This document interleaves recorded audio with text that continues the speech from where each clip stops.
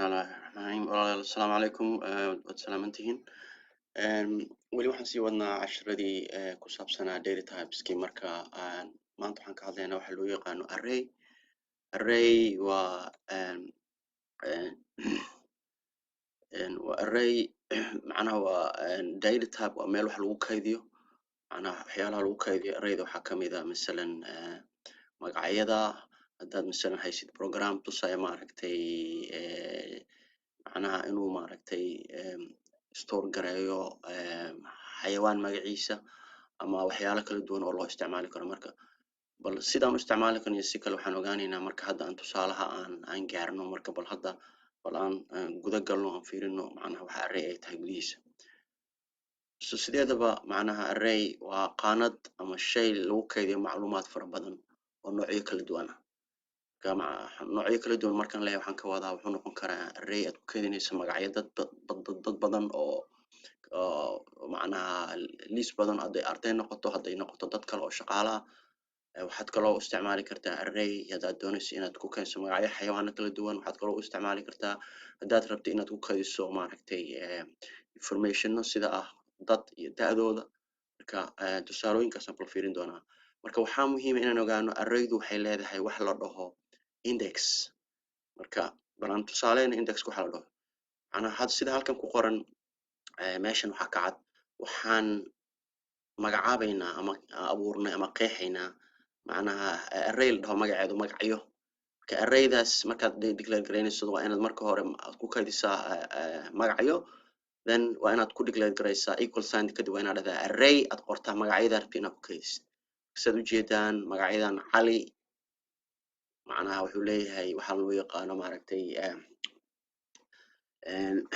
codeska ayuu u dhexeeyaa magaca then waxaa ku xiga coma maxamed ku xiga waxaa ku xiga caasho waxaa ku xiga farxiyo waxaa ku xiga ikram waxaa ku xiga faarax marka arrayga marka waxaan tusaaleynaynaa wax kale oo arraydu ay leedahay oo la dhaho index marka indexku wax kale maaha waxa weeyaan qaanad kasto halkan ka muuqata boxka yar aad ujeedid masalan hadda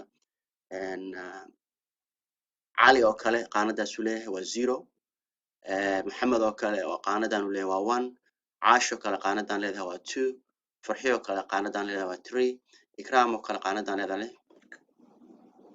marka saan hadda inay tusaaleynayo arraydana ujeedaan mid walba wuxuu leeyahay index lagu sheego wax kale maaha waa positionka cali uu ku jiro waa eber positionka maxamed ku jiro waa 1 positionka caasho ku jirto waa 2 positionka farxiyo ku jirto waa 3 ikram position ku jirto waa 4 faarax position ku jiro waa 5 marka indexkaas lagu sheegay wax kale maaha waxa weeye haddii masalan programkaaga uu rabo inuu information ku saabsan caasho la soo baxo sida kaliya uu kula soo bixi karaa wuxuu yahay in programkaagu uu tago index 2 because cali wuxuu leeyahay eber maxamed wuxuu leeyahay 1 caasho waxay leedahay 2 farxiyo wuxuu leeyahay 3 ikram waxay leedahay 4 faarax wuxuu leeyahay 5 marka indexka lagu sheegayo waa muhiimad waa qaanad aad wax ku kaydinayso qaanadaas haddii programkaagu damco in wax kala soo baxo si uu kala soo baxo waa inuu tagaa indexable macnaha index saas waa inuu tagaa index saas u tagaa marka muhiimaddu waxay tahay inaan fahmno maaragtay arrintaas inaan fahmno marka wallahi tusaaleyno sida loo isticmaali karo array marka hoos meeshan sida uga jeedaan sidii caadadu ahayd ba mar walba program yar ayaan qeexanay waxaan halkan ku qeexay program magacyo la dhaho oo sidii meeshii hadda aan ka soo qaadanaa marka magacyadaas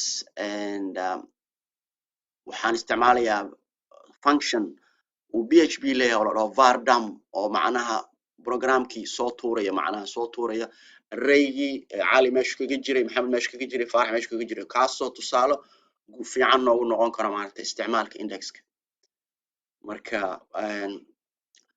bal insha allah aan ku aragno programka siduu noqonay haddii ilaahay bal hadda aan tusaaleynaya waxaan halkan kusoo koobiyey programkii marka bal filekan aan save gareeyo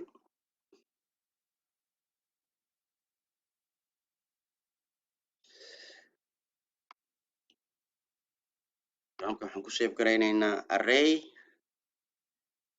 demo shay kastoo maanta dhan isticmaalayn wuxuu leeyahay demo xasuusta si aad isiinaan u iloobin array demo.php waa muhiim okay saan halkan ujeedaan programkan mar walbana macnaha inay sheegaa macnaha muhiim waxa ah PHP-ga koodkan inuu xeelo PHP ilaa labadaas calaamadood dhexdooda. Marka halkan waxaan ku qeexnay array la dhaho magacyo ay ku jiraan cali maxamed. Marka xoogaa inaan modify gareyno way because programka aan bahalka kale isticmaalaya ma fahamsana astaamahan. Marka astaamahan oo dhan waa inaan ka dhignaa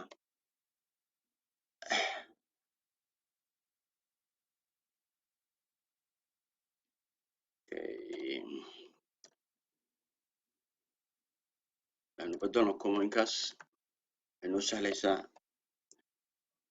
inaanan syntax error helin, macnaha errorkii markii hore aan heli jirnay maaragta oo syntaxka ahaa suusan noo dhihin programkaaga waxaa ku jira khalad. waa muhiim bas haddaad isticmaalaysid code editor haddaad isticmaalaysid word document oo kale kala duwan yihiin. marka tallaabada ugu horeysa aan sameynayno waxay tahay waxaan qeexinay array ay ku jiraan magacyo kala duwan. tallaabada labaad waxay tahay waxaan ku qoraynaa screenka waxa arrayga ku jira. kani waa tallaabada labaad waay. okay marka walaan save garayno. okay halkaa tag save. marka sida caadadu ahaan jirtaba waa inaan programkeena ku point garaynaa maxaa la dhahaa halka waa inaan tagnaa marka aan ku copy garaynaa localhost wuu noo joogaa kaydka PHP fileka anaga aan isticmaalayno oo noogu kaydsan yahay alaabtu. marka waa inaan halkaa kasoo tirtirnaa aan ku qornaa array underscore demo.php. so macnaheedu wuxuu yahay filekii anaga aan rabnay ayaan ku point garaynaynaa si programkeena uu wax noogu qeexo. wuxuu leeyahay syntax error ay jiro. this is waa very easy. markaad meel wax kasoo kobiyanaysid oo program kale wax kasoo kobiyanaysid code edit kale kusoo kobiyanaysid mar walba khalad ayaa jiraya. marka bal aynu baarno. wuxuu leeyahay horta halkan wuxuu leeyahay line 9. marka line 9 aan fiirino.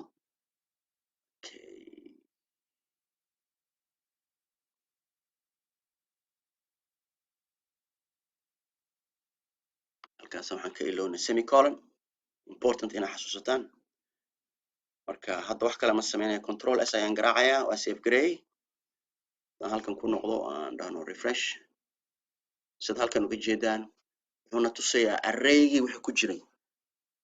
hadda waxa screenka noo qorayo functionka aad u jeedaan loo dhaho vardam. functionkan halkan ku qoran functionkan vardam ay dhahaan ayaa noo suurtageliyay in arrayga aan ku qorno. saad u jeedaan cali wuxuu ku jiraa waxaa ku jira cali kow waxaa ku jira string waxaa ku jira maxamed laba waxaa ku jira caasho saddex waxaa ku jira farxiyo afar waxaa ku jira ikram. marka muhiim weeye inaad ogaataan arraygu wuxuu ka bilaabmaa indexkiisu 0. very important inaad ogaataan index 0 ujeedaa markuu 0 qoro wuxuu leeyahay string 4 macnaha string caliga wuxuu ka kooban yahay 4 xaraf. kow waa a a la a i marka that's why afarta ujeedid. marka numberka ku xiga waa string 7 waa maxamed intee array ka kooban yahay waa ma a ha a ma. waxa uu stringka numberka la socdaa waa tirada xarfaha oo magac uu ka kooban yahay. laakiin meesha muhiimka aan rabay inaad fahamtaan waxay tahay string macnaha indexka 0 waa cali hal waa 1 waa maxamed 2 waa caasho 3 waa farxiyo 4 waa ikram. so muhiim weeye inaan fahamno marka intaas. marka bal waxaan ogaan doonaa markaan baranayno loopska sida loo isticmaalo. marka insha Allah ilaahay idinkiis marka waxaan rajeynayaa inay sahlanaan doonto markaas inay si fiican u fahamtaan. waa mahadsantihiin. waxaan isku arki doonaa casharka dambe haddii ilaahay yiraahdo. assalaamu calaykum.